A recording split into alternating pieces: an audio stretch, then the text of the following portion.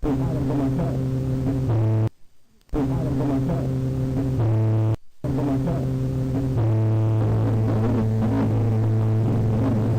start with my face, painted white, black around my eyes, paint fangs around my upper lip to my nose, down in my chin. At 12 a.m., I depart for William Street.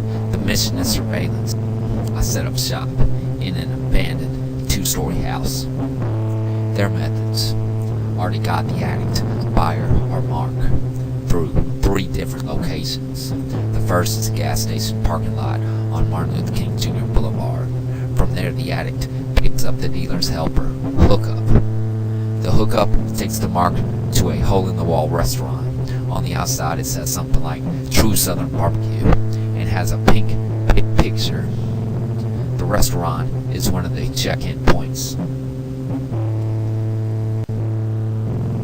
The hookup gets reports of where the heat police are.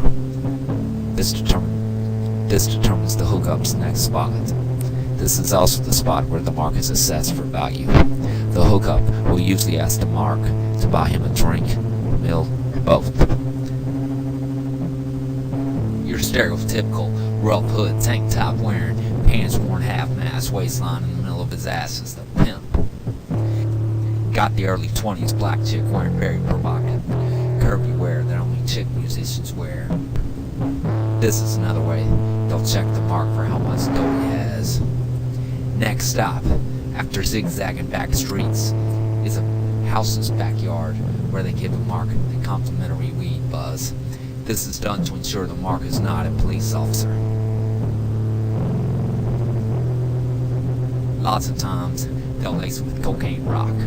Then they'll drive some more zigzags, giving shout-outs, saying hi to their friends.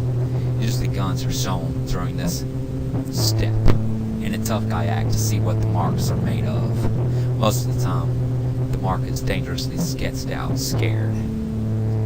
Now the decision is made of how much to take the mark for. In scarce circumstances, the mark is attacked. The final step this evening is across the street. There's been a group of high school kids going in and out. Damn it! High school kids. This is what I was fearful of. There's no movie or comic book nemesis here. Just kids I see every day. They're ruining their lives. Oh no. Morgan, the kid with his dead father's face on his shirt, R.I.P. He's shaking his head. They're trying to talk him into something. Hope this isn't one of the gang initiations where they have the foot soldier shoot someone. And here comes the mark. What's it like to sell your soul? It's stealing your mom's car when she's asleep. There's a voice inside that's telling you not to do it, but you choose to listen to another voice telling you that your parents ruined your life because they didn't tell you they loved you or some shit like that. The mark is a common customer. It would be a liability to get rid of this soon-to-be $100 plus day investment. Pathetic white boy. I can tell by his pathetic posture and pathetic walk that his hoochie mama probably recently had babies, left her because he feared losing his freedom. That mark is the first of 20 marks in an hour. What's it like to lose your soul? It's the former CEO in those meetings no one wants to go to. He starts drinking. Told himself, if you live my life, you drink too.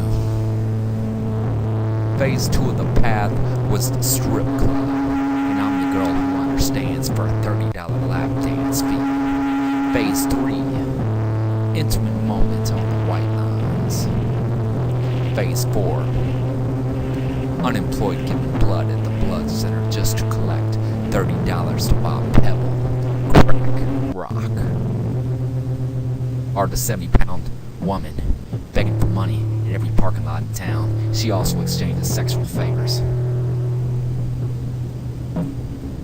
This is the blues. Takes people's lives, deaths, transforms them into song lyrics.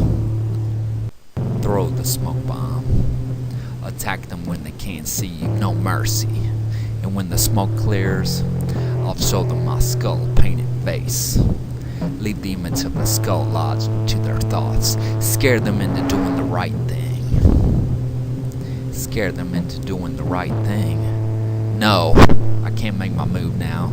I'm too angry, too emotional. I'll be sloppy. I can't afford to be sloppy. Almost got killed last time. These behaviors they engage are just behaviors. These things they do are not who they really are. Have to drive. Have to get out of this town. Starting to feel like the walls are squeezing me, suffocating me. On one of these beaten paths off of the haunted Highway 49, there's a cemetery outside of a church that always had the streetlight on, perfectly illuminating the creek's water down the hill. Creek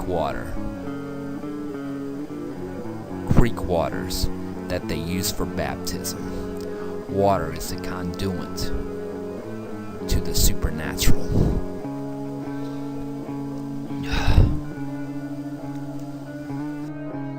I pray, Lord, that as I wash my face in the paint that falls into the water, that my evils of this day be washed away.